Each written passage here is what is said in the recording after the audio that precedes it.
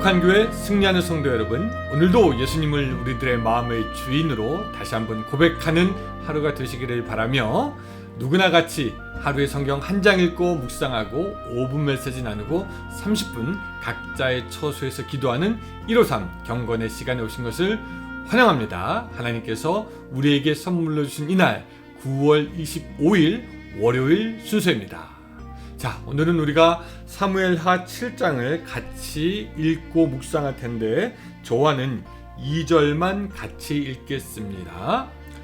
왕이 선지자 나단에게 이르되, 볼지어다 나는 백향몽 궁에 살거든 하나님의 궤는 휘장 가운데 있도다.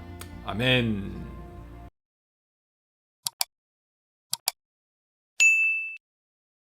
그동안 우리가 사무엘 상하를 연속해서 계속 읽으면서 참 우리는 그 마음이 굉장히 급하기도 하고요, 마음이 좀 쫄아들기도 하고 그랬습니다. 왜냐면은 사무엘상 17장부터 다윗이 골리앗과 싸우는 장면부터 마음이 계속 쫄여지는 그런 갈등과 위기의 그런 내용들이 연속적으로 나왔기 때문이죠. 골리앗과 싸움이 지난 후에 사울은 다윗을 죽이려고 망명 생활을 하기 시작합니다. 이 과정이 얼마나 어려웠는지 우리가 다 살펴보았죠. 또 왕이 되고 난 후에도 이 다윗의 삶은 평탄하지 않았습니다. 사울의 아들과 겨루어야 했고, 사무엘하 5장에서는 블레셋과 싸워야 했고, 싸움 도망 그런 것들의 연속이었으니까 참 우리가 마음이 놀 수가 없이 그렇게 쫄리는 마음으로 성경을 읽어왔던 것 같습니다. 그리고 이제 와서 사무엘하 7장에 보니까 조금 이제 우리가 마음 편하게 성경을 읽을 때가 되지 않았나 그렇게 생각이 됩니다. 왜? 오랜만에 휴식과 평화를 누리기 시작했기 때문입니다. 이제 나라가 안정돼 가기 시작했고요, 이스라엘이 점점 번영되기 시작했습니다. 그렇게 그 이스라엘이 성공한 그때 다윗의 아름다운 신앙의 모습이 나타납니다. 여러분, 보통 사탄은 우리가 승리하고 기뻐하고 은혜 충만한 이후에 우리를 유혹해오고 도전해오죠. 그래서 승리 이후에 우리는 더욱더 조심해야 하고, 승리 이후에 우리는 더욱 깨어 있어야 합니다. 이 보통 사람들은 승리와 성취 이후에 곧잘 넘어지고 그 후로 내리막길을 걷곤 합니다. 어떻게 보면은 그것이 인생의 보통의 모습인지도 모르겠습니다. 그래서 옛날 사람들은 꿈속에서 보름달을 보기보다는 초생달을 보기 원했다라고 하기도 합니다. 왜? 보름달이 뜬 것은 정상에 오른 것이고 이제 시들어가는 것이기 때문에 차라리 초생달이 낫다. 왜? 이제 점점 차오르는 기운이 있기 때문이다. 이런 것 때문인데, 근데 다윗은 그동안의 고생과 어려움 끝에 하나님의 은혜로 정상에 오르게 되었고 평화가 있었는데, 그 놀라운 성취 이후에 교만해지지 않고요, 넘어지지 않고요, 더욱더 겸손해지고 하나님을 사랑하게 됩니다. 그래서 그 마음에 소원이 생기는데, 그것은 뭐냐? 하나님의 성전을 짓고 싶다는 그런 소원입니다. 참 신령하고 하나님 보시기에 아름다운 생각이죠. 정상에 오른 후에 하나님을 더 사랑하게 된 것입니다. 그래서 지난 500년 동안 누구도 생각해내지 못했던 아주 위대한 일을 하나님을 위해서 결심하게 됩니다. 하나님을 위해서 성전을 드리고 싶다. 여러분, 이민사회에서 사람들을 만나다 보면 저마다의 아메리칸 드림이 있습니다. 근데 그 드림의 패턴이 비슷합니다. 성공한 후에 이제 자기를 위한 시간을 갖고 싶다. 자기가 그동안 하고 싶었던 것을 하고 싶다라고 하면서 자기를 위해 시간을 투자하고 싶어 합니다. 그런데 오늘 다윗은 그가 성공하고 권력을 안정적으로 차지하게 되고 무엇 하나 부족함 없는 그때에 하나님께 더욱 헌신하고 싶은 생각이 들었고, 하나님께 더욱 무엇인가를 드리고 싶은 생각이 들었습니다. 그래서 그는 선지자 나단을 불러서 상의합니다. 그리고 말하는 것이 오늘 본문이잖아요. 나는 백향목 궁에 있는데 하나님에게는 휘장 가운데 있다.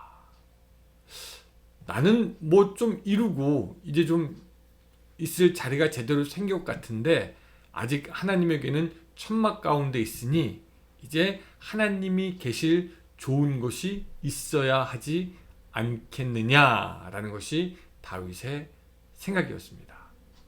근데 하나님은요, 그 다윗의 생각을 기뻐하십니다. 그래서 5절부터 17절까지는 하나님께서 나단을 통해서 다윗에게 하신 말씀인데 뭐 이런 내용입니다.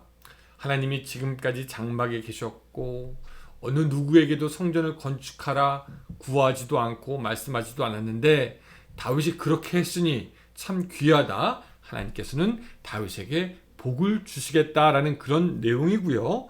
9절만 한번 읽어보면은 내가 가는 모든 곳에서 내가 너와 함께 있어 내 모든 원수를 내 앞에서 멸하였은즉 땅에서 위대한 자들의 이름같이 내 이름을 위대하게 만들어 주리라 라고 하면서 안정과 승리를 보장해 주십니다. 하나님은 아마 그 다윗의 그 고백과 헌신에 감동을 하신 것 같습니다. 하긴 생각해보면 그렇죠. 이스라엘 역사 가운데 수많은 사람들이 있었지만 그 모든 사람들이 어떻습니까? 하나님께 받고 또 누리고 뭐 또 달라고만 했지 부족하다라고만 했지 다윗처럼 자신이 하나님께 무엇을 드리고 싶다라고 한 사람은 별로 기억이 나지 않습니다. 누가 있었죠? 그러나 다윗은 하나님께서 말씀하시지도 않았는데 자기가 자원해서 하나님께 드리겠다라고 합니다. 그러니 다윗에게는 다른 사람들에게 없었던 무엇인가 특별한 것이 있었습니다. 특별한 믿음, 신앙의 마음 말입니다.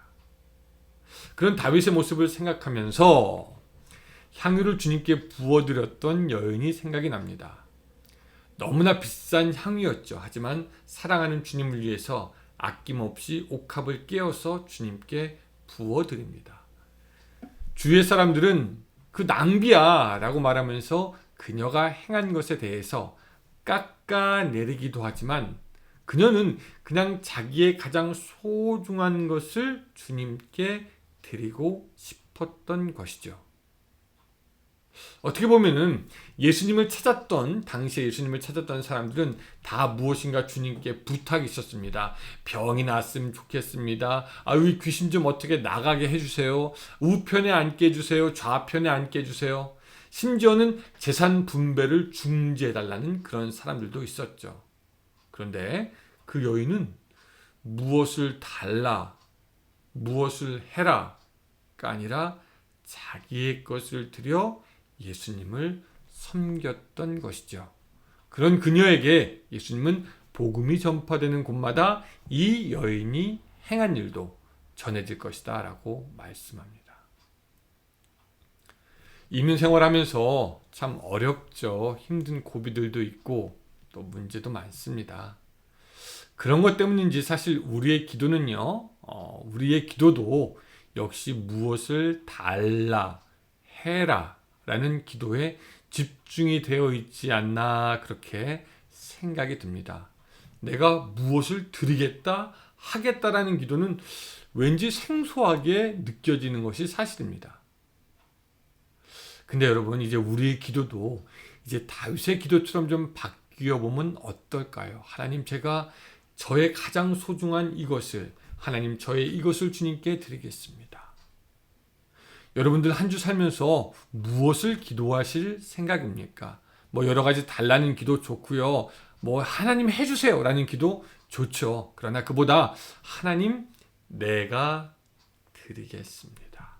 하나님 내가 헌신하겠습니다. 하나님 내가 바치겠습니다. 하나님께 무엇을 드리겠다라고 하는 기도는 어떨까요? 여러분 그렇게 하나님을 기쁘게 하는 여러분들의 삶과 여러분들의 기도가 되시기를 주님의 이름으로 축원합니다. 하나님 아버지 감사합니다. 우리가 살아가면서 주님께 달라고만 했지 우리가 먼저 무엇을 드리겠다 한 적이 있었는지 살펴봅니다.